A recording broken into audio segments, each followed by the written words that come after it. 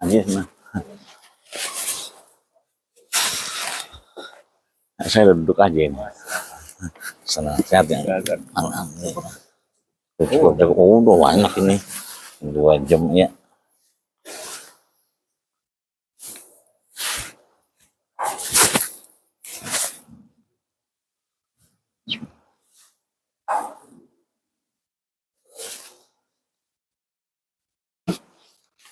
Bismillahirrahmanirrahim.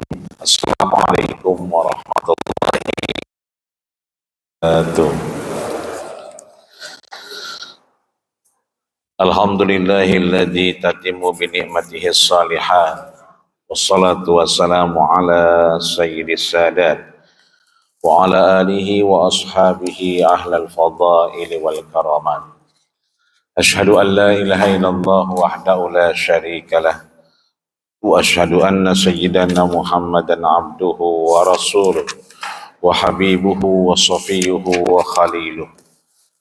Allahumma salli ala sayyidina Muhammadin fil awwalin wa salli ala sayyidina Muhammadin fil akhirin wa salli ala sayyidina Muhammadin fil nabiyyin wa salli ala sayyidina Muhammadin fil mursalin wa salli ala sayyidina Muhammadin fil mala'il a'la ila yaumiddin wa sallimhu tasliman katsira.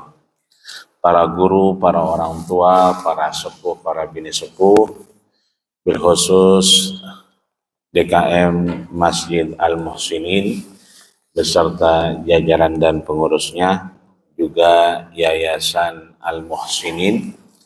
Mudah-mudahan apa yang menjadi bagian aktivitas hari ini menjadi mizanil hasanat, catatan amal soleh di hadapan Allah Subhanahu wa ta'ala. Amin ya rabbal alamin.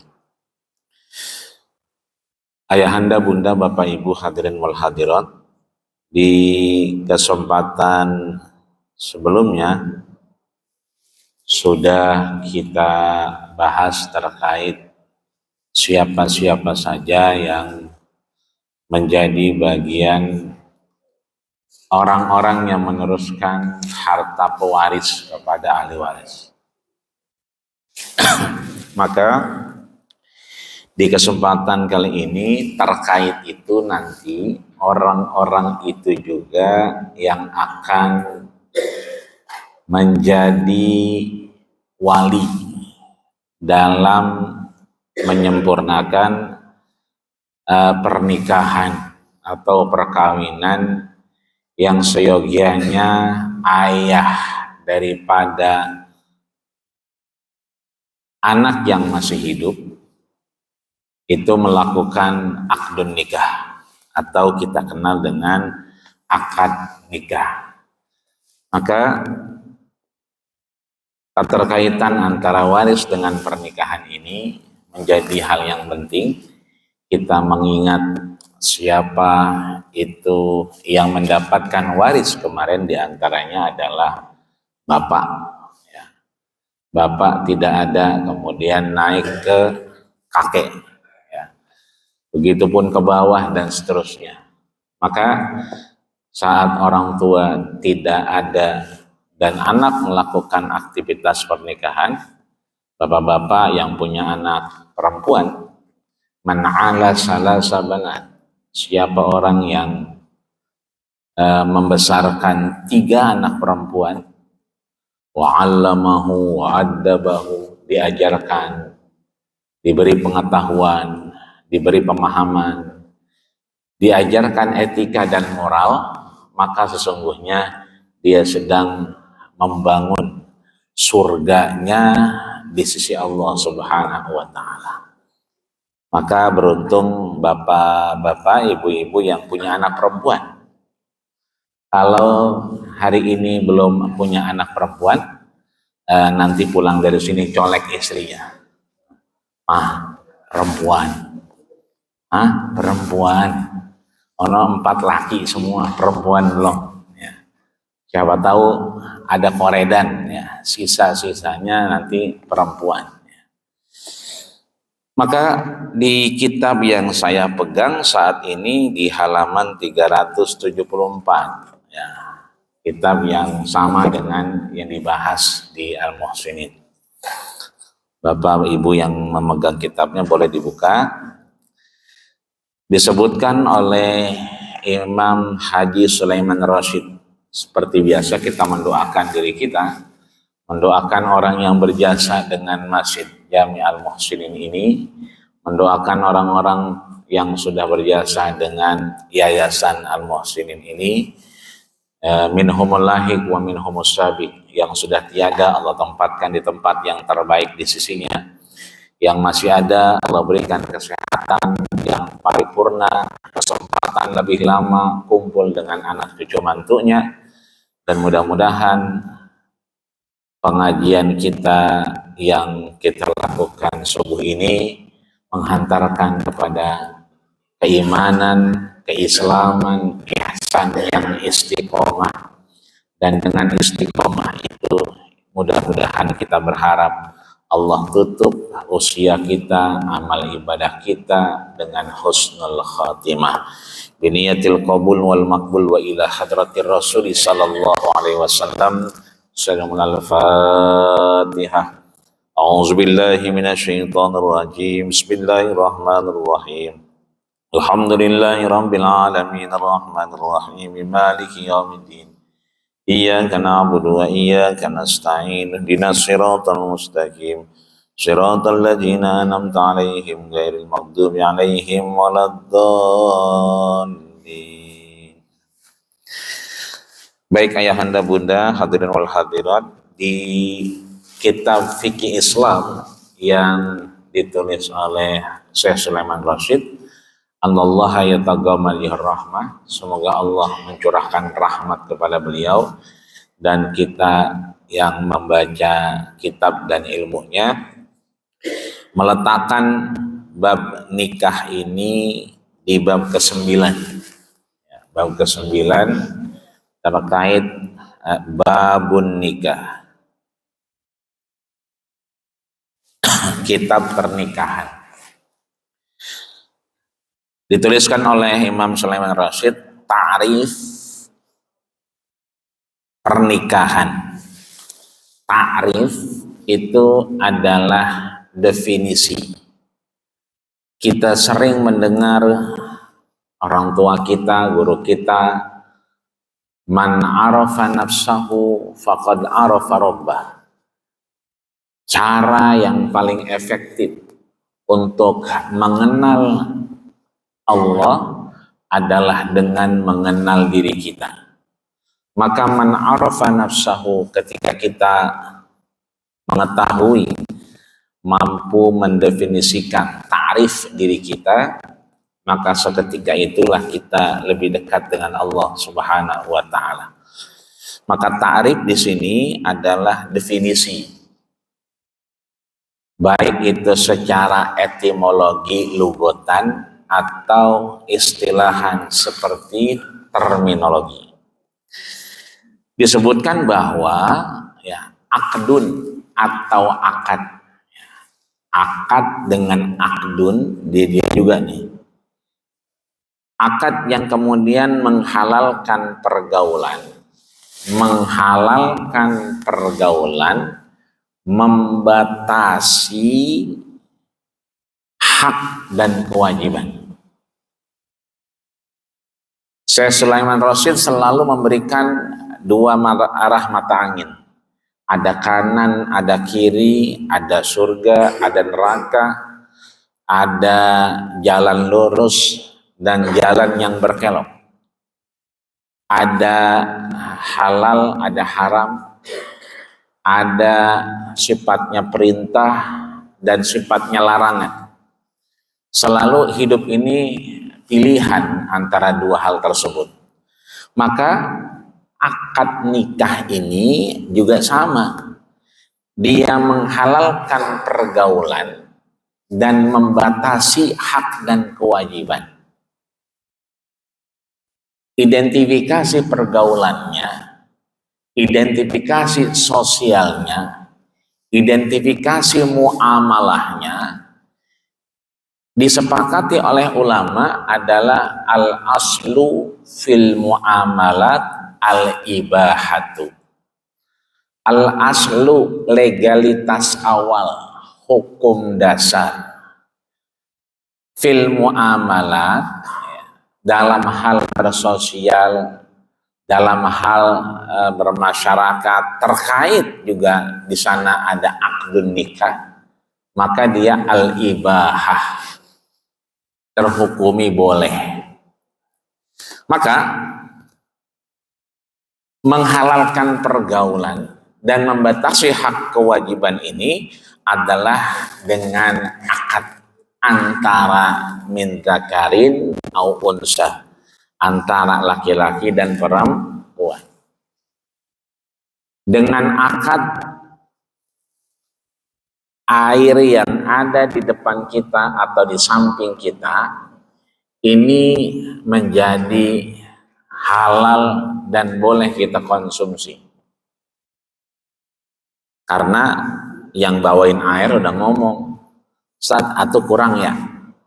Gitu. Cukup, tambahin atau lagi buat Ustadz, diaus, berarti dua-duanya buat saya. Akadnya sudah ada. Kecuali ini air nggak dibilang buat saya, berarti buat siapa? Buat kita semua. Itu berarti air ini dengan akad itu menjadikan kehalalan dan ada proses hak dan kewajiban yang berjalan. Jeruk yang di tukang buah, apel yang di jalan, dasarnya itu punya tukang buah, dasarnya punya orang. Ya, ketika Jumat berkah, tukang buah bawain ke masjid misalnya. Karena memang ada instruksi, dasarnya akad untuk dibawa ke masjid. Ada instruksi apel itu bisa masuk ke dalam mulut kita karena ada instruksi akad bahwa apel ini dialih pindahkan kekuasaannya menjadi hak seseorang, dibayar dia, nanti kalau ada orang lewat bagiin aja. Nah, ini menjadi akad, menjadi menghalalan dan pembatasan hak dan kewajiban. Begitupun wanita, perempuan yang dasarnya adalah hak dan wilayah kewajiban dan kehalalannya itu di bawah orang tua, maka ketika ada akad di situ, maka seseorang laki-laki itu bisa menghalalkan dan membatasi hak dan kewajiban seseorang perempuan yang dasarnya tidak boleh dilakukan apapun, tapi setelah akad berpindah kewajiban dan haknya juga menghalalkan antara laki-laki dan perempuan. Ini Allah jelaskan dalam surat An-Nisa di ayat 3. A'udzubillahi minasyaitonirrajim. Fankihu ma tabalakum. Nikahilah apa yang diperbolehkan buat kita laki-laki, ya, minan nisa kepada perempuan, masna wa sulasa wa ruba, boleh 2, 3 atau 4. Fa in khiftum, seandainya jikalau umpama kita khawatir, ya, alla ta'dilu, tidak menjadikan pergaulan yang halal itu adil, hak dan kewajiban itu menjadi adil, maka Allah sebutkan dalam surat An-Nisa ayat 3, fawahidah, 1 cukup. Ya. Maka nanti penjabaran ada wali mujbir itu ada yang 6, ada yang sampai 12. Ya. Maka bisa disimpulkan kalau yang 6 ini ibunya 1, bapaknya, istrinya 1. Tapi kalau sudah 12, maka nanti dipastikan itu istrinya masna wa sulasa wa ruba. Ada saudara seayah, ada saudara seayah dan seibu. ada anak daripada ayah itu seayah, nanti ada juga ayah seibu ya. Nanti kita akan sampai kepada pembahasan di sana. Maka ya, akad ini sebetulnya akad nikah menurut Imam Syekh Sulaiman Rasyid fahuwa salikun min masalikil ibadah. Dia adalah salikun, jalan atau pintu-pintu yang Allah buka untuk meneruskan ya nasabun, nasab kita, keturunan ya kan, yang dianggap kemudian ini memperkenalkan, menyatukan min fardin au jamaatin, bukan hanya satu orang yang menikah tapi juga kaum ya, jamaah, satu kaum dengan kaum yang lain. Orang Jawa dengan orang Betawi, maka saling mengenallah orang Betawi kepada orang Jawa atau orang Jawa kepada orang Betawi. Bapaknya Jasun, Jawa Sunda, maka ada perkawinan budaya, ada perkawinan kaum, ada perkawinan kelompok dan nasab antara Jawa dengan Sunda ya. Dan seterusnya dan seterusnya. Jadi jalan ini bukan hanya seorang, tapi dia menjadi jalan atas keberkahan Allah berikan dengan kaum dan kaum, antara golongan dan golongan, antara budaya dan budaya. Yang tujuannya adalah hanya untuk apa? Membatasi dan mengarahi hawa nafsu untuk beribadah. Jadi tidak ada tendensi yang lain. Yang ada hanya untuk beribadah. Adapun nanti ada keinginan ya menikahi si A karena ada hartanya, nah, itu nanti masuk bab lain. Menikahi si B karena keturunannya ya, itu nanti masuk bab lain. Menikahi si C karena ada pangkat, harkat, martabat sosialnya, itu nanti masuk bab lain ya. Maka Rasulullah Shallallahu Alaihi Wasallam mengingatkan, ya ma'syarus syabab man istata'a minkumul ba'ah. Wahai anak muda, ya, ini banyak anak muda yang belum nikah, mudah-mudahan segera nikah. Ya. Ya, yang belum nikah, yang amin. Kalau yang udah nikah jangan amin lagi. Itu maunya mau nikah lagi berarti. Ya. Iya, yang amin yang belum nikah. Ya. Yang udah nikah amin lagi berarti udah ngebet pengen nikah lagi itu. Kalau manis tato aminkumul ba'ah ini kemampuan seorang yang sudah merasa mampu ya, maka dia didorong untuk kemudian menikah. Fa innahu aghaddu lil basar, karena itu sangat menjaga, sangat ampuh sebagai terapi menjaga pandangan dari hal yang tidak diinginkan. Wa ahsanu lil farji, dan sangat menjaga kehormatan. Wa man lam yastati, bagi mereka yang belum bisa menikah ya, kemampuannya ada, hartanya ada, tapi belum ada perempuannya, maka itu ya berarti belum mampu. Atau sebaliknya ya, sudah ada ya kan, tapi kemudian materinya tidak sampai seperti yang diinginkan. Nah, ini maka fa'alaihi bisyam, sebaiknya dia berpuasa. Fa innalahu wija, itu sangat mengobati. Inilah yang kemudian Rasul juga sampaikan kepada Sayyidatina Aisyah radhiyallahu anha di halaman 275, disebutkan oleh Sayyidatina Ummul Mukminin Aisyah radhiyallahu anha bahwasanya tazawwajun nisa, Nikahilah segera yang kepada perempuan, fa innahunna ya'tinakum bil mal. Karena dengan menikah itu ya'tinakum bil mal, menghantarkan harta rezeki yang lebih berkah. Ada orang yang sebelum menikah biasa-biasa saja, kemana-mana jalan kaki, tapi begitu nikah, alhamdulillah, ya, make motor, meskipun motornya bunyinya beda sama yang lain. Kalau yang lain kan suaranya kes. Kalau ini enggak, dit, ya, kredit, ya kan. Tapi kan lama-lama lunas, ya.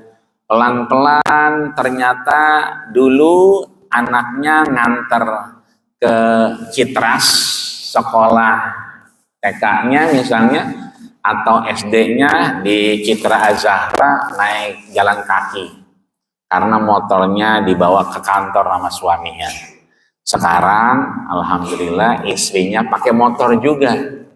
Berarti yang dipakai suaminya itu suaranya udah berubah. Udah kes ya. Yang dit yang dipakai sama istrinya.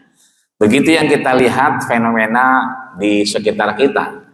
Dulunya sebelum nikah di tongkrongan mulu.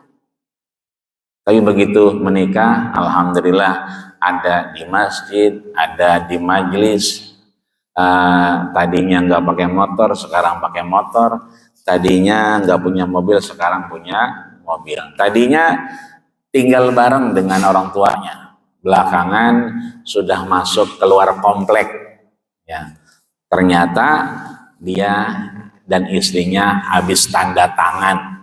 Ya, tanda tangan untuk ngambil rumah selama 25 tahun, ya kan.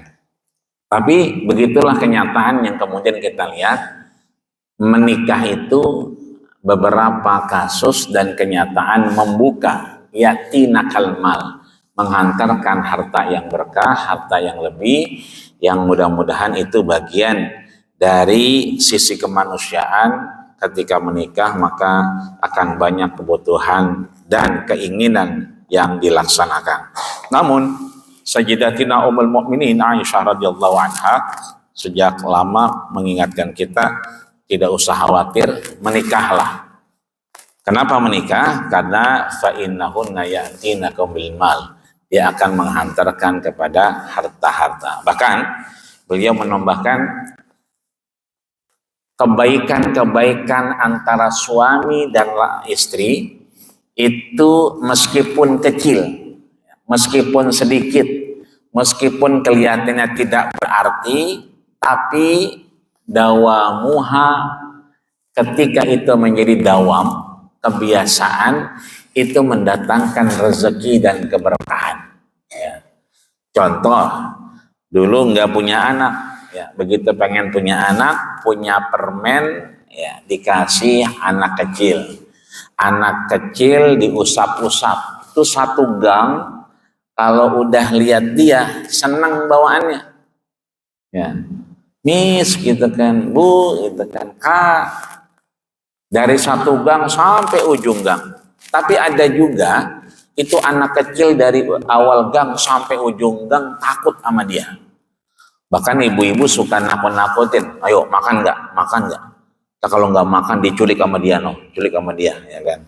Akhirnya tuh satu gang takut sama dia.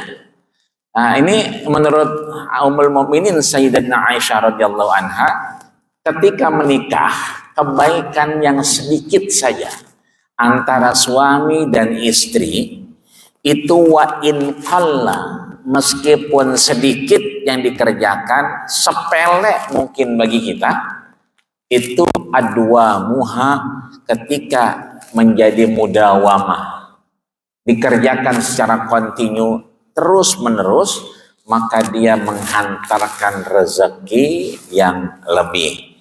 Itulah yang disampaikan oleh Imam Sulaiman Rasyid. Maka perempuan dan laki-laki yang kemudian itu melakukan akad nikah, nanti ada proses tanggung jawab yang berpindah. Tadinya dari orang tua, kemudian pindah kepada suami. Ya, tadinya yang perempuan hanya bertanggung jawab pada dirinya, sekarang bertanggung jawab kepada irdihi wa malihi, harga diri dan kesucian, kehormatan keluarga dan suaminya. Inilah yang disampaikan oleh Imam Syekh Sulaiman Rasyid, sehingga ada namanya sahabat baginda kita Rasul bernama Umar ibn al-As. Jadi ini sebetulnya bukan Umar ya, Amru ibnu As. Amru ibnu As. Kita mengenal ada Umar bin Khattab, ada Amru bin As. Tulisannya hampir sama, yang satu Umarun, yang satu Amrun, ya, Amar. Yang satu itu Khalifah Ummul Mukminin, yang satu mantan gubernur Mesir. Beliau menyatakan bahwa ad-dunya mata'un, ya. Mengulang apa yang disampaikan Rasul diriwayatkan oleh Imam Muslim dari Imam Bukhari. Imam Bukhari mengambil dari gurunya bernama Abdullah bin Maslamah. Abdullah bin Maslamah mengambil dari gurunya Abu Zinan. Abu Zinan belajar pada gurunya bernama Anas bin Malik. Anas bin Malik belajar pada gurunya bernama A'raj.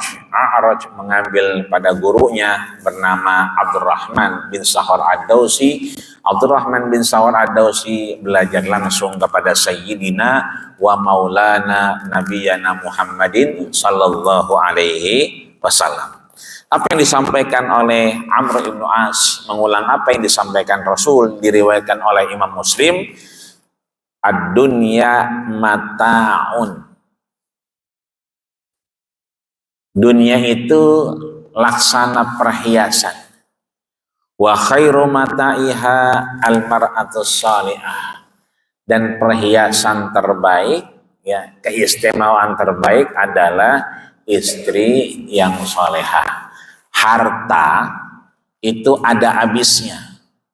Wafat kita, handphone kita berpindah tangan kepada orang lain. Wafat kita, KTP kita berubah dari KTP menjadi akte kematian. Rumah, mobil dan seterusnya itu langsung hilang. Berbeda ilmu ketika tidak diwariskan, tidak diteruskan kepada generasi kita, anak, istri dan cucu kita juga akan menghilang. Tapi kalau almar'atus salihah, istri yang salehah, itu dia meskipun wafat tapi meninggalkan banyak sebab, meninggalkan banyak hal yang kemudian menghantarkan kepada amal-amal jariah. Di antaranya adalah zuriyah salihah, keturunan-keturunan yang soleh dan solehah. Kalaulah kemudian mohon maaf bapaknya jarpul, apa itu jarpul Pak? Jarang pulang. Ya, jarpul itu jarang pulang. Tetangga saya namanya Bang Jarpul. Ya. Namanya bukan Jarpul, tapi panggilan doang karena jarang pulang. Itu anaknya ada 12. Itu alhamdulillah bapaknya jarang pulang, 12 ini aman selamat. Kalau dibalik belum tentu. Ya, emaknya jarang pulang, anaknya 12. Itu yang ada, ya. Kalau bapaknya yang ngurusin, itu bisa jadi pada ayab-ayaban, ya, pada keleleran. Begitu banyak faktanya, perempuan ini bisa mengurus 10, 12, bahkan di ujung Meruya itu ada anaknya 24. Ya. Ada 2 orang yang anaknya 24 di Meruya, 1 di Pamulang 1. Itu dua-duanya anaknya 24. Itu bapaknya udah pasti jarpul, jarang pulang. Tapi istrinya mengurus dengan baik. Rasanya akan sulit kalau dibalik, ibunya yang pergi, bapaknya di rumah, itu 24-nya kayaknya pada main bola semua itu. Maka almar'atus salihah, istri yang soleha ini disampaikan oleh Rasul, diulang oleh Amr bin As, bahwa ini menjadi salah satu sarana ibadah yang tidak pernah ada matinya. Dia akan terus mengalirkan amal jariah meskipun yang bersangkutan telah tiada. Di selanjutnya kemudian tujuan menikah, ya, di halaman 376. Ya. Tujuan menikah biasanya dari beberapa literasi disampaikan ada 4. Ya, yang pertama, menikah mengharapkan harta benda. Ya. Yang kedua, menikah karena mengharapkan kebangsawanan, ya, keturunan biasanya. Yang ketiga, ya, menikah ingin melihat kecantikan. Yang keempat, ya kan, agama menjadi bagian, ya, tujuan pernikahan karena lahir biasanya moral, etika, dan budi pekerti. Nah, sering kita dengar itu, tunkahul mar'ah li arba'in. Dinikahi seorang itu atas dasar 4 faktor. Ya, li jamaliha, ya, wali nasabiha, wali maliha, wali diniha. Nah, dasar Imam Syekh Sulaiman Rasyid ini, 4 tujuan ini atas apa yang disampaikan Rasul. Li jamaliha, kecantikan fisiknya. Ya, kemudian limaliha, ya, hartanya tadi. Kemudian linasabiha, kebangsawanannya tadi. Yang terakhir adalah lidiniha, atas dasar agamanya.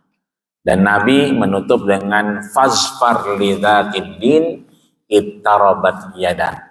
Maka pilihlah, dekatkanlah, raihlah agama sebagai dasar awal, karena itu akan lebih mudah menuju ridho Allah Subhanahu wa taala. Maka yang pertama tadi adalah mengharapkan harta benda. Disampaikan di sini oleh Syekh Sulaiman Rasyid, ya, bahwa pernikahan yang kemudian harta berkehendak datangnya, ya, harta baik secara langsung maupun tidak langsung, baik dari pihak perempuan atau laki-laki, ya, ini biasanya menghantarkan kepada seorang yang nanti menuju hartawan. Ya, hartanya suka tidak suka, mau tidak mau, itu pasti ada. Karena seperti apa yang kita pikirkan, seperti itulah Allah Subhanahu wa taala sampaikan. Ana inda zonni abdibi. Tapi Allah Subhanahu wa taala dalam surat An-Nisa ayat 34, ya, menyebutkan dan mengingatkan ar-rijalu qawwamuna 'alan nisa. Dalam surat An-Nisa ayat 34 Allah berfirman, yang namanya ar-rijal, ini bapak-bapak, ya, itu qawamun, lebih kuat, lebih bijak harusnya, alan nisa, daripada wanita. Ya, dia bisa memimpin wanita dan bisa mengarahkan menjadi kepala rumah tangga. Bahkan Rasulullah Shallallahu Alaihi Wasallam di ayat ini menegaskan bahwasanya man nakahal mar'ata, ketika orang menikahi seseorang perempuan, lima liha, karena hartanya.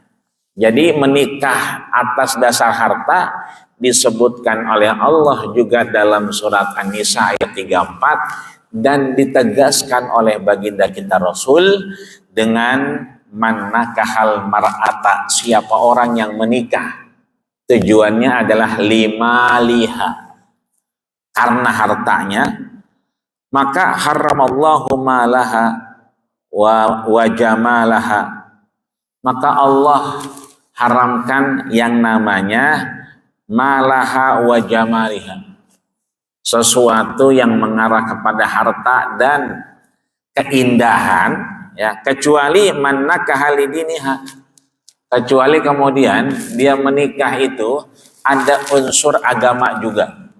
Jadi harta boleh, tapi unsurnya kalau nanti Allah izinkan maka lebih banyak sedekah, lebih banyak beribadah, lebih banyak membantu orang. Ya, ini ada unsur agamanya. Maka razaqahullahu malaha wa jamaliha. Maka Allah niscaya razaqahullah, Allah limpahkan rezeki baginya.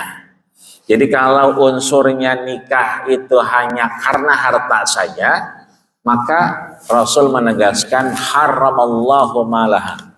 Maka semakin jauh tuh harta, kecuali ya kan lidiniha, diikut sertakan dengan niat beragama tadi, lebih banyak membantu, lebih banyak merangkul, ya, beribadah dan seterusnya.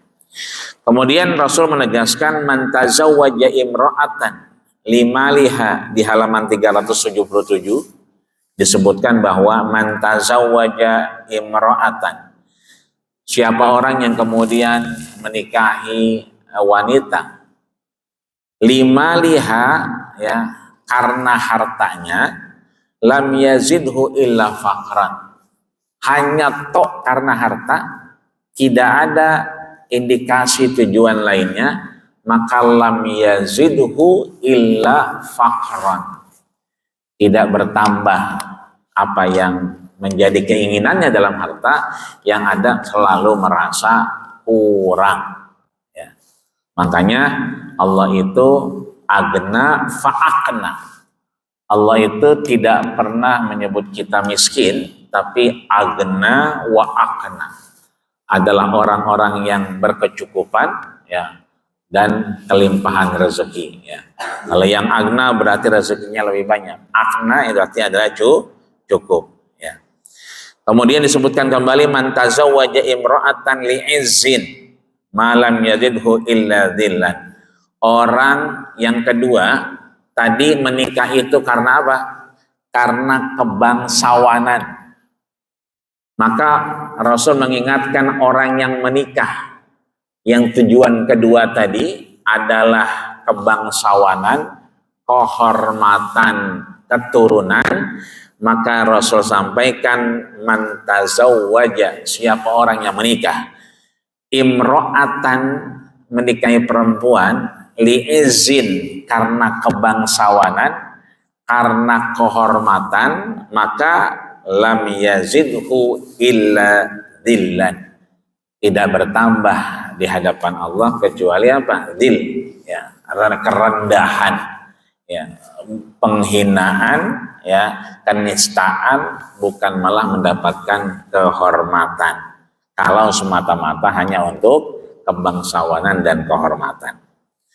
Maka Rasul menganjurkan, diriwayatkan oleh Imam Baihaqi masih di halaman 377, la tazawwajun nisa, jangan menikahi wanita perempuan li husnihinna, ya, hanya karena apa? Kecantikannya. Husnuhunna ayardiyahunna au tazawwajuhunna li amwalihin, atau hanya karena hartanya. Akan tetapi, ya kan, kita menikahinya antazawwaju ala din, ya, kita menikahinya juga ada unsur keagamaan. Wal amata sauda data dini afdal, meskipun dia hamba sahaya yang sekarang sudah tidak ada, tapi masih lebih baik di hadapan Allah Subhanahu wa taala. Rasulullah sallallahu alaihi wasallam juga mengingatkan kita pada tujuan, ya, pernikahan yang keempat, misalnya karena agama dan budi pekerti, ya, Rasul memberikan jaminan, diriwayatkan oleh Imam Muslim, man nakaha lidiniha razaqallahu malaha, siapa yang menikah dengan unsur agama, maka Allah berikan razaqallahu malaha, Allah berkahi kehidupan dan hartanya. Allah menegaskan juga dalam surat An-Nisa ayat 34, fassalihatu qanitatun hafizatun lil ghaib bima hafizallah. Orang-orang yang dinikahi wanita soleh selalu menjaga, taat dan menjaga apa yang seharusnya menjadi kewajiban tanggung jawab di hadapan Allah Subhanahu wa Ta'ala. Ini beberapa tujuan pernikahan, dari mulai yang namanya harta, kebangsawanan dan tahta, strata sosial, ketiga kecantikan, yang keempat adalah agama yang melahirkan akhlak, etika dan budi pekerti. Yang Rasul tutup dengan fazfar lidzatiddin ittarabat yadak. Ya, lebih didorong kepada agama untuk kemudian menenangkan hati dan jiwa meraih ridho Allah Subhanahu wa Ta'ala. Kemudian ada sifat-sifat perempuan yang baik. Ya, sifat-sifat perempuan yang baik di halaman 378. Imam Muslim dan Imam Tirmizi mengulang apa yang disampaikan Nabi dari Jabir ibnu Abdullah, sahabat Nabi yang didoakan umurnya panjang. Ada dua yang didoakan Nabi, Jabir ibnu Abdullah dan Utsman ibnu Affan, sehingga panjang umurnya. Anna Nabiya sallallahu alaihi wasallam, Rasul kemudian menyampaikan, bersabda, qala annal mar'ata tankahu lidiniha wa maliha wa jamaliha. Ya. Tadi hadis yang sering kita dengar, menikah itu dari agama, kemudian kecantikan, harta dan keturunan, itu disampaikan oleh sahabat Nabi bernama Jabir ibnu Abdullah. Diriwayatkan oleh Imam Muslim dan Imam Tirmizi. Ya, dan hadis ini sahih bahwa ciri ataupun sifat-sifat yang baik itu beragama, kemudian keturunan, ya, yang tadi agak-agak mirip dengan kebangsawanan, kemudian juga agama dan kecantikan. Itu menjadi unsur yang kemudian orang menikah. Ya. Tapi disebutkan di sini ada sahabat Nabi bernama Ma'qal bin Yasar. Ya, Ma'qal bin Yasar. Ya, dia menikah, kemudian nanya kepada Rasul, saya mau menikah.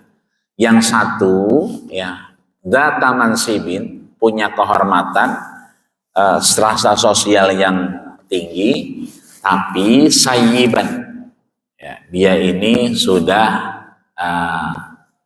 menikah, kalau bahasa kita janda, ya. Yang satu tidak punya dzata mansibin, tidak punya kedudukan, tidak punya jabatan, tidak punya strata sosial yang tinggi, ya kan? Tapi dia bikron, dia masih gadis. Maka Rasul mengarahkan faqala, ya, menikahlah dengan bikron wala sayyiban. Ya, diarahkan kepada menikah kepada yang gadis daripada yang janda. Ya. Tapi di lain kesempatan, ya, di lain riwayat, ya, Jabir juga menegaskan, qala annahu Jabir tazawwajat bikran.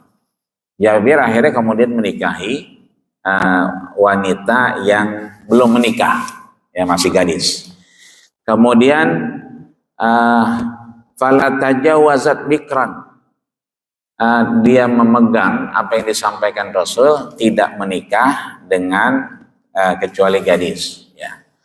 Agar apa? Ternyata kehidupannya tulaibuha wa tulaibuka. Jabir merasa pilihannya benar atas yang disampaikan Rasulullah Shallallahu Alaihi Wasallam. Hidupnya itu lebih banyak hiburan, tulaibuha, ya, bercandaan dan seterusnya. Tapi di lain riwayat, ya, ada juga kemudian salah seorang sahabat, tidak disebutkan di sini, nanti kita cari siapa beliau, ya kan? Disebutkan tazawwajat sayyiban. Ada juga waktu itu menikah dengan tidak yang gadis, sudah menikah. Tapi ya kan, karena dia punya adik, ya kan, dan adik-adiknya ini butuh figur karena ayahnya wafat di medan perang. Kemudian istri yang dinikahi ini adalah tidak gadis tapi sayyiban, ya sudah menikah, itu lebih ngomong, ya lebih banyak mengajarkan kebaikan. Artinya dua-duanya sebetulnya boleh dikerjakan. Karena dasar daripada akad nikah tadi adalah al-aslu fil muamalat al-ibahah. Legalitas dasar bermuamalah, bersosial adalah boleh. Tinggal bagaimana baiknya. Ya, dua-duanya tidak ada dalil ayadullah ala tahrimihi yang mengarah kepada pengharaman tidak boleh, tapi mendorong saja, mengenal karakter dan memilih mana yang terbaik dari tujuan pernikahan. Kemudian ada namanya meminang.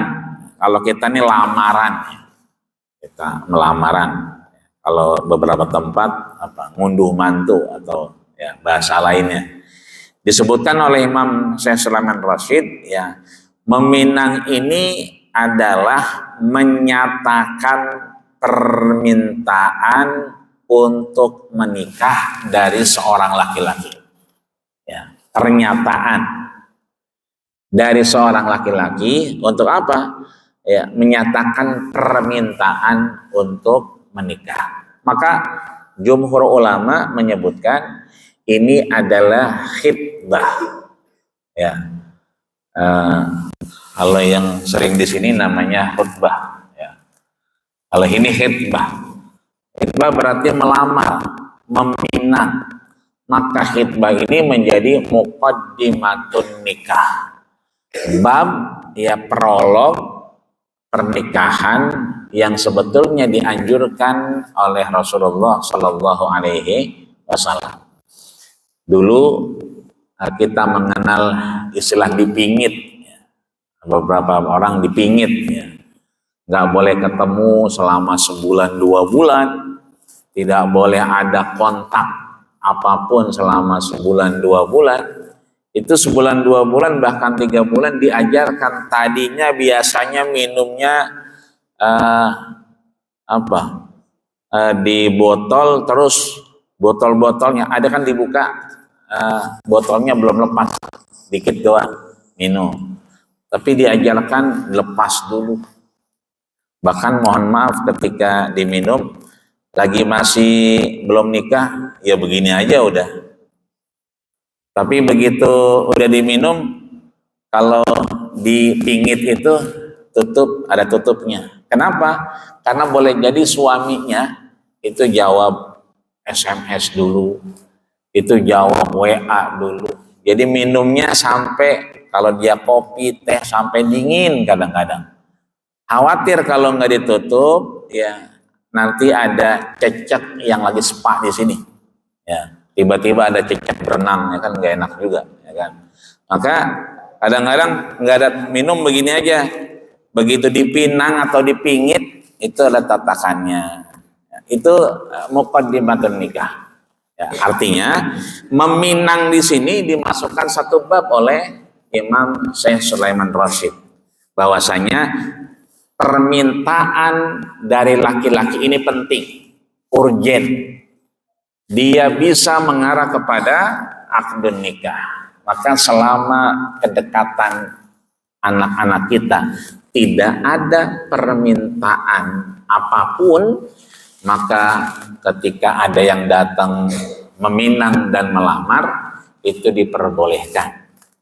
Bahkan kalau zaman dulu ini, tahun-tahun 80, yang kalau makan rambutan nggak perlu naik ke pohon rambutan karena pohon rambutannya sampai ke bawah-bawah. Itu seringkali lagi metik rambutan, kamu anak siapa? Anak ini, ya. Mau nggak nikah sama anak saya? Nggak kenal. Itu diketemuin yang punya rambutan, ya, dicari orangnya. Akhirnya apa? Bapaknya itu menikahkan anaknya dengan anak yang ketemu di pohon rambutan. Dulu sampai begitu. Sekarang dikenal dengan namanya wali mujbir. Ya, wali berarti orang yang boleh menikahkan, mujbir itu memaksa. Memaksa tanda kutip, ya dia punya hak prerogatif. Siapa itu? Abuhu, ayahnya. Maka seorang bapak itu punya hak prerogatif untuk menikahkan anaknya meskipun ya anaknya nggak kenal sama sekali. Anaknya belum niat nikah misalnya. Makanya kalau dulu itu melihat akad nikah di bawah pohon rambutan sering kali terjadi. Ya, menikah lagi main bola, ya kan. Kemudian diajak, ayo nget orang nikah, ya orang nikah. Ya. Kalau dulu kan kalau mau ke kamar mandi nggak sendirian. Ini subuh-subuh begini dia nanya temannya, sakit perut nggak? Enggak, kenapa? Sakit perut nih, ya kan. Terus gimana? Mau buang air, ya temenin yuk. Dia manggil temennya tuh 10 orang. Jadi buang airnya 10. Nah, itu nyari tempat baru buang air. Makanya kalau dulu banyak pohon rambutan liar pada tumbuh karena makannya di sini, buangnya di sana. Ya, dulu kan begitu, ya kan? Sehingga masih banyak tumbuh-tumbuhan. Ya. Dari situ kemudian, ya kan, bisa kita lihat bahwasanya meminang ini pernyataan.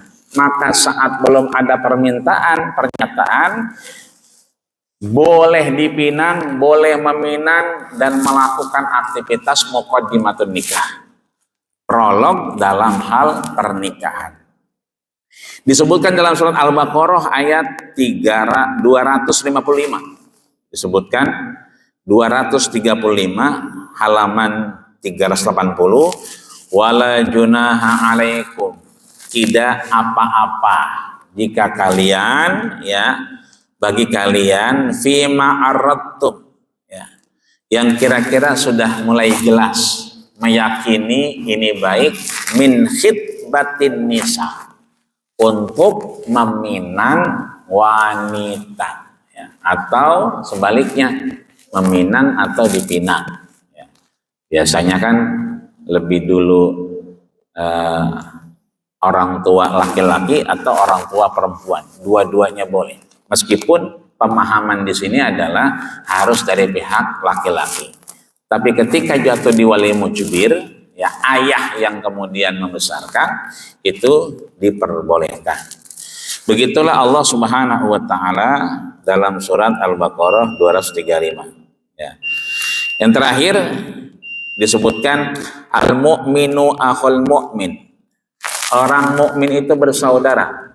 Fala yahillu lahu, tidak boleh antara keduanya ayah tuba ala khitbati akhihi, dia meminang ya kan orang yang sedang dalam pinangan hatta yadharo, sampai yang meminang ini mengundurkan diri.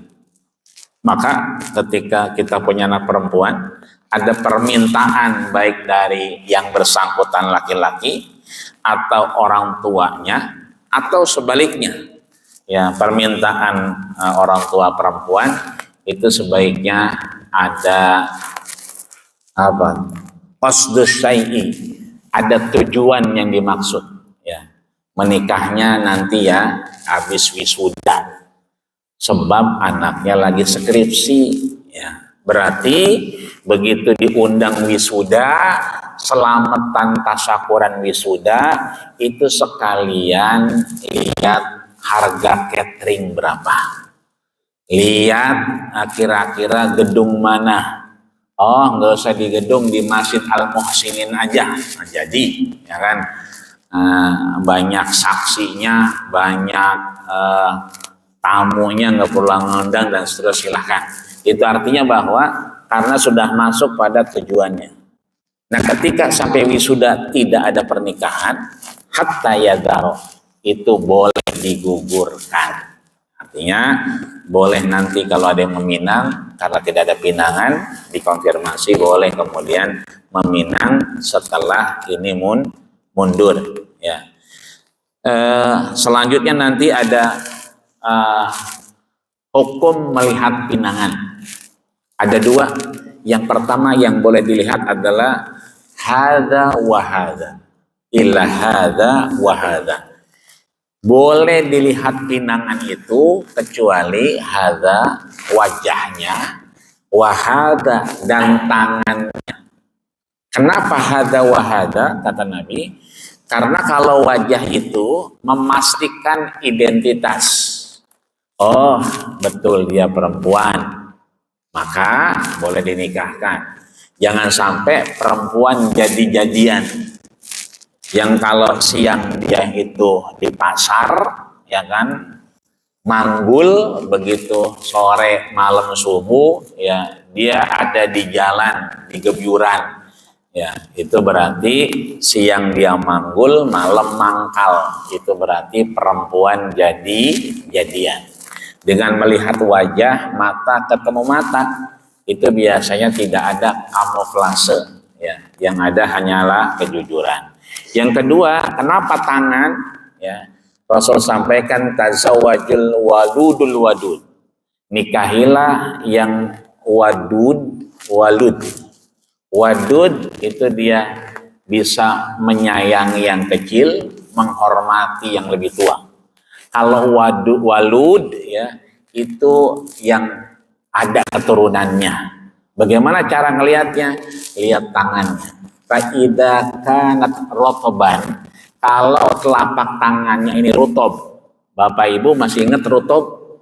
Rutob itu korma yang mengkel. Ya, korma yang masih mengkel, yang belum matang, yang suka dicari untuk orang yang sulit melahirkan. Itu namanya rutob, korma yang belum matang. Itu kalau dipegang dia adem, lembut. Nah, kalau tangannya ini rutob, adem dilihatnya, ya maka biasanya keturunannya banyak. Makanya tadi di Muruya ada 24, di Pamulang ada 24. Itu berarti rutob banget dia. Tangannya adem bener. Ya. Tapi ada yang dilihat kemudian ada tangannya kasar. Nah, kalau kasar berarti kemungkinan ya kan itu keturunannya sedikit. Ya. Dua hal ini boleh dilihat ketika meminang. Ini menurut jumhur ulama, baik itu Hanafiyah, kemudian Syafi'i dan Hambali. Ilal Maliki kemudian membolehkan melihat yang lain, tapi dengan anil mar'i la tas'al an qarinihi. Melihatnya jangan dirinya sendiri, tapi mengutus orang untuk kemudian datang memperhatikan dan bertemu. Itu diperbolehkan lebih dari wajah dan tangan, ya. Tapi harus orang lain dan pastinya perempuan. Ini yang dapat kita pelajari pagi hari ini. Selanjutnya kita akan lihat nanti akan jadi haram pernikahan, akan jadi batal pernikahan dengan nasab-nasab yang ada, dan akan diperbolehkan. Bahkan ada orang yang kemudian wafat sebelum menikah dan dinyatakan oleh banyak orang sebagai husnul khatimah. Artinya yang belum menikah nggak usah khawatir. Ya, banyak yang belum menikah juga itu wafat. Makanya ada kitab satu namanya Al-Uzzab. Apa itu Uzzab?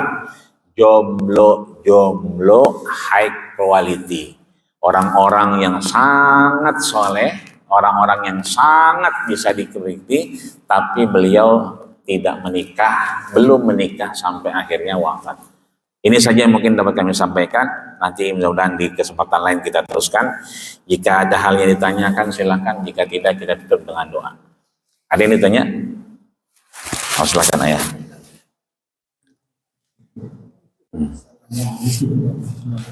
Waalaikumsalam warahmatullahi wabarakatuh.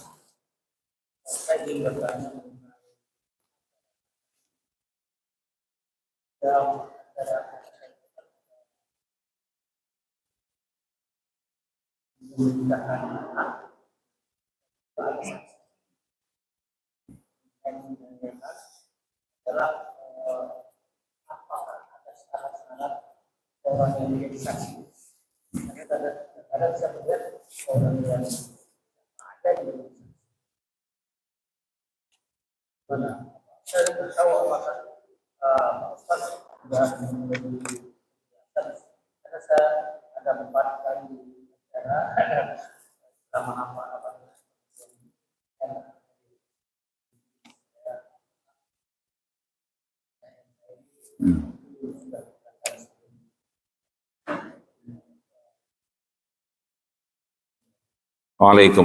warahmatullahi wabarakatuh. Baik, ayah. Dalam acara akad nikah seringkali ada kita menyaksikan pernikahan akad nikah. Yang satu menikahkan, yang satu adalah saksi. Nah, seringkali memang terjadi saksi itu naturalisasi, pemain cabutan. Kalau yang saksi asli kan itu KTP-nya diminta, ya kan, kemudian NPWP-nya dilampirkan, kemudian status positioning dia dengan calon pengantin ini apa, ya. Itu kan sebetulnya ada form yang diisi harusnya, ya kan. Tapi pada aktivitasnya memang belum datang orangnya, ya kan, sibuk orangnya, akhirnya cabut, ya, ada pemain naturalisasi yang hadir dan akhirnya mengisi aktivitas saksi ini. Apakah ada syarat khusus untuk saksi? Ada. Nanti bisa dilihat di halaman 384 ya. Seperti biasa dia harus Islam. Emang ada saksi yang tidak Islam? Ada. Beberapa kasus, ya kan, ada beberapa kali di Pancoran itu 2 kali aktivitas pernikahan yang akhirnya kita memutuskan untuk dipending. Akhirnya dipending 2 jam karena saksinya tidak hadir, yang pertama, dan ketika ditunjuk, ya kita tanya apakah beliau muslim, ya kan? Bukan, Ustaz, ya. Jangan, ya. Jadi yang pertama harus Islam. Permasalahan di lapangan tuh nanti seringkali siapa aja ditunjuk, ya, maka sebagai pertanggungjawaban kita, maka disalahkanlah Syekh Salman Rashid, dia harus muslim, ya, Islam. Yang kedua, ya kan, bulughah, balik, ya, dia sudah sampai umurnya, kabarnya, ya kan, bahwa ada pernikahan dan seterusnya. Jadi nggak boleh anak kecil jadi saksi. Ya. Yang ketiga kemudian berakal, ya. Itu menjadi syarat, ya, akalnya berfungsi. Yang keempat kemudian hur, merdeka, bukan hamba sahaya, ya kan. Nah yang menarik yang kelima nih, laki-laki, ya. Maka perempuan tidak diperkenankan kecuali abis, nggak ada lagi tuh orang laki, ya. Maka boleh dengan proporsi kayak kemarin tuh kita bagi waris, ya, 1:2. Berarti kalau terpaksa tidak ada orang lakinya, perempuan boleh tapi harus 2. Berarti akad pernikahan itu harus ada 4 saksi, ya, kalau perempuan, ya, bukan 2, ya. Karena yang diminta oleh Syekh Salman Rashid adalah laki-laki, tidak perempuan. Kemudian yang setelah itu yang terakhir adalah adil. Ya, orang ini adil. Adil dalam hal apa? Keilmuan. Dengan ilmu itu dia bisa memahami akad nikah ini sah atau tidak. Itu. Kan kemarin mencuat banyak kasus. Ada artis ternama yang kemudian menikah, banyak beberapa orang tampil di media bahwa pernikahannya tidak sah, ya. Dengan beberapa argumen, tapi bermuara pada tarikan nafas, ya, yang terpisah, ya. Boleh jadi, mohon maaf, ketika dia melakukan akad nikah nervous, ya. Orang kalau sudah menikah itu kan kosong, dia dipegangin, dianterin, ya. Bahkan nafas saja sulit, ya kan. Kalau itu pada kadar yang masih bisa tolerir, itu sah-sah aja. Nah ini maksud saya, saksi itu paling tidak dia mengetahui wawasan pernikahan. Maka sebaiknya yang sudah nikah, jangan yang belum nikah. Sebab kalau dia belum nikah, dia tidak tahu posisi bagaimana melakukan kegiatan keilmuan di akad nikah. Ya, syukur-syukur yang nikahnya udah berkali-kali. Nah, itu semakin bagus itu ilmunya. Ya. Ada di tempat saya itu dulu Pak RW, ya, itu menikahnya udah nggak kehitung karena setiap dia menikah ya istri beliau wafat duluan. Ya, wafat duluan. Sampai sekarang umurnya 88. Ya, yang paling tua di kampung saya beliau. Jadi kalau beliau tuh banyak diminta jadi saksi. Kenapa? Sering nikah dan paham pernikahan. Nah, ini namanya adalah ya, meletakkan sesuatu sesuai porsinya. Jadi yang harus dijaga dia muslim, satu yang paling penting, kedua dia laki-laki. Ya, yang lain sudah menikah bagus. Kalau belum menikah dia paham terkait hal-hal wawasan pernikahan. Itu kira-kira ya.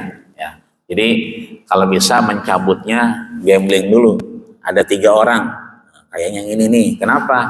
Dia lebih paham, dia ini. Nah, itu boleh.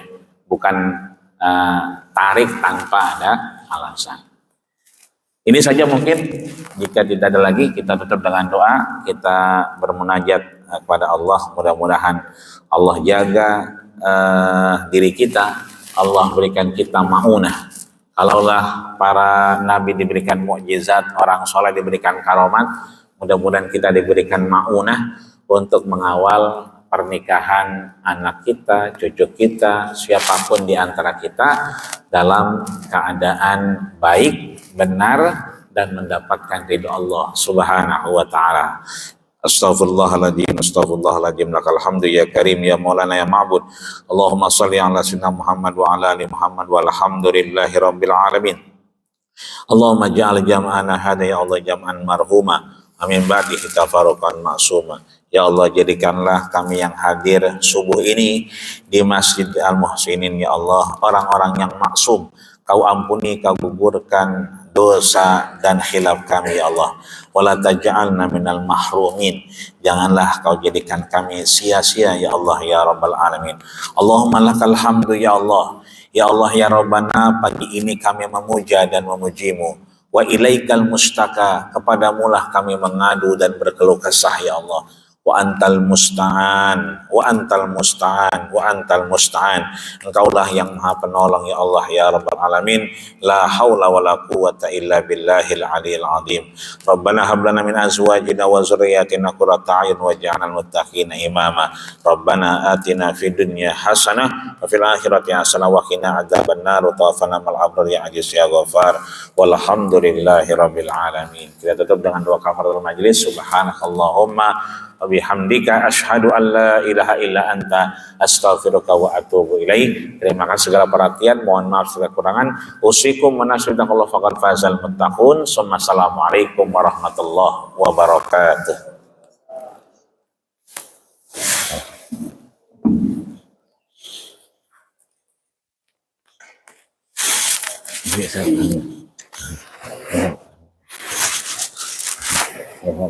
Alhamdulillah.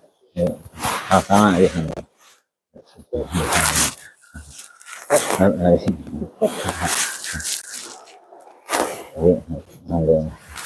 Insyaallah.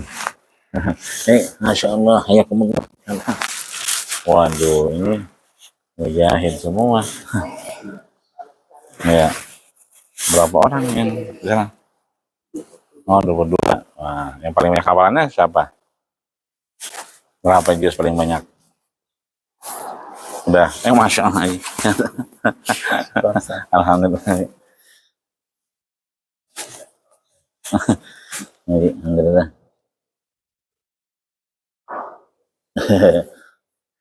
Kadang-kadang suka ada yang nanya.